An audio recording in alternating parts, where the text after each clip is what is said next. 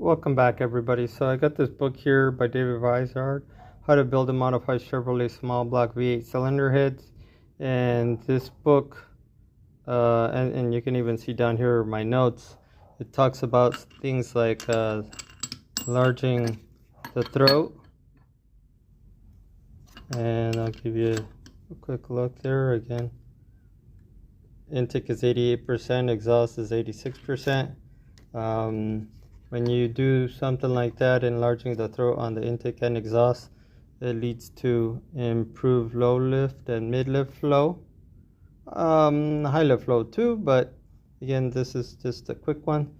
So larger throat, port bias, raising the roof, those are some of the things you can do to improve your low lift flow and your mid lift flow, again to improve horsepower and torque. You would do that for the intake,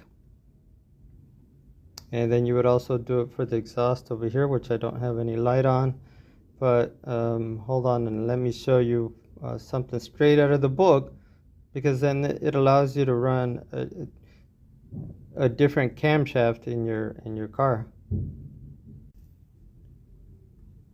You see there, good low lift flow will either allow the engine to hang on longer at the top of the RPM range or allow the use of a slightly shorter cam. And so the LS head, which is this is an LS head, you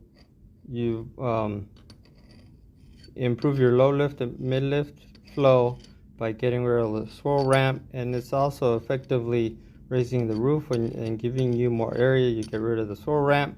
Here's the bias that you'll use. The 243s and 799s have this bias in it.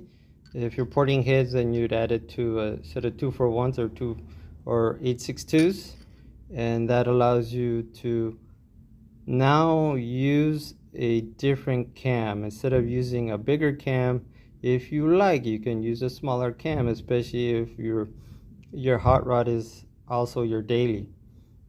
So a bias on the intake, you would need a bias also on the exhaust.